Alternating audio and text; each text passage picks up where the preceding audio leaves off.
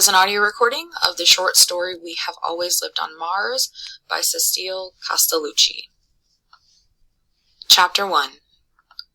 I have never seen the sky, or the sun, or the stars, or the moons.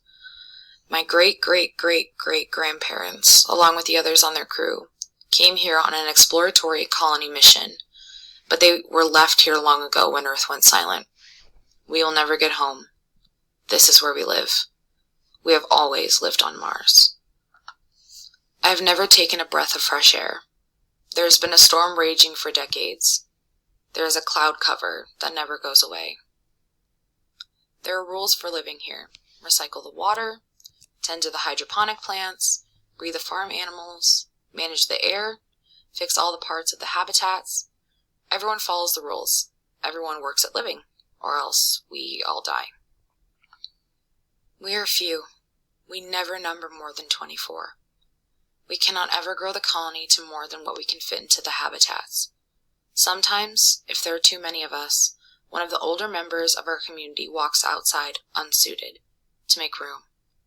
I've never seen them do it. They go at night, not long after a new babe is born, and when almost everyone is asleep. We wake up and one of our members is missing, and we know. I know that one day, when I am old, I might do it to myself. We are the last humans, Nina. My mother reminds me every time I put on my suit to go outside.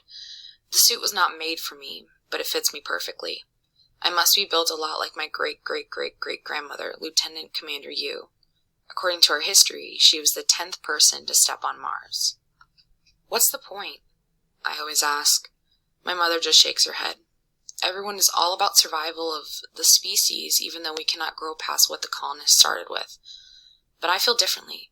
I hate this cramped life, this small space, this constant living on top of one another.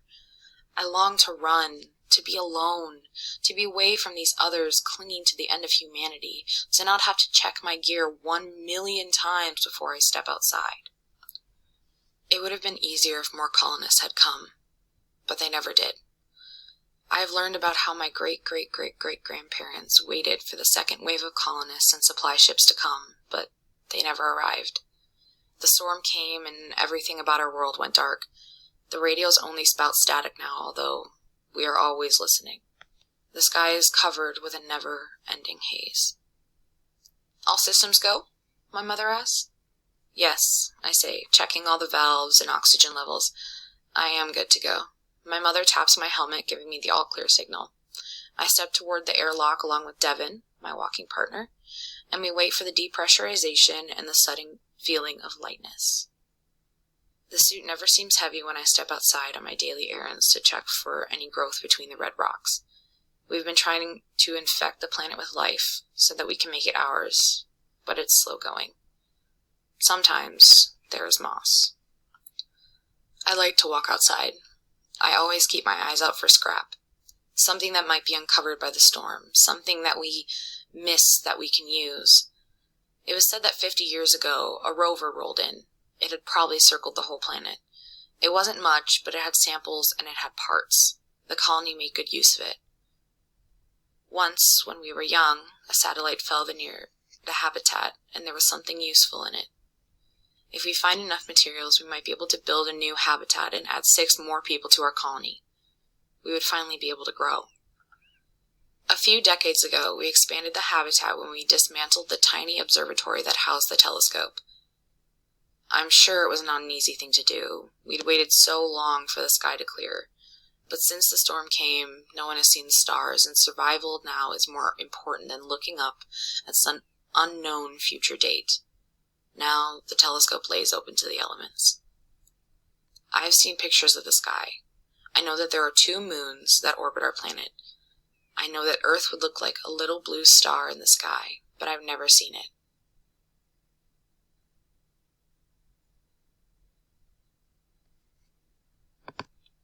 I never will.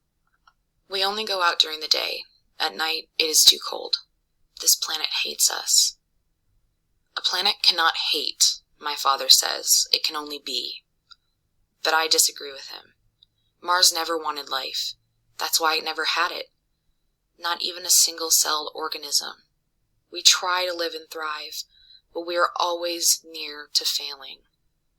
At first, we try to keep a sterile environment protocol in order to not mess with any potential bacteria. But after Earth fell silent, my great-great-great-great-grandparents began to experiment, first inside the habitat, now outside. We come from scientists, after all. And even though most science is forgotten, we are survivors.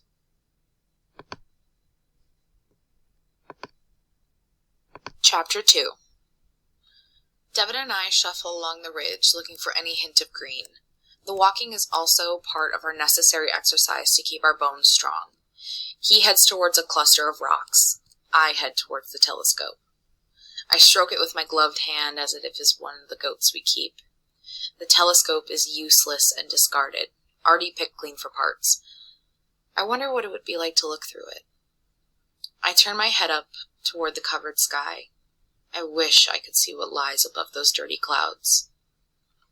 I headed down the hill. The gravity is not the same as inside the habitat, or maybe it's the suit that always makes me so clumsy, and so I fall. As I do, I seem to fly in the air. I love the feeling when I trip, like I can fly, but then I hear a sound. A rip. It's my suit. It was the rock I landed on that did it. I feel a rush, and I know that I'm losing air. I'm going to die. I look toward my walking partner, Devin.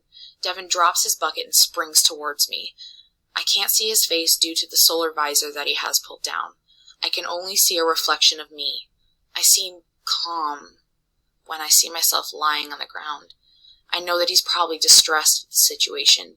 We train for rips. We train for emergencies. The suits we wear are so old and threadbare that it is bound to happen. It has happened before, and no one has survived for longer than 4 minutes. I place my hand on the rip, as I was taught, trying in vain to hold it closed, hoping that somehow my oxygen won't run out. I feel weak. My knees buckle. I watch as my tank hits 0. I start to pass out as I feel Devin's arms hook under mine and drag me towards safety.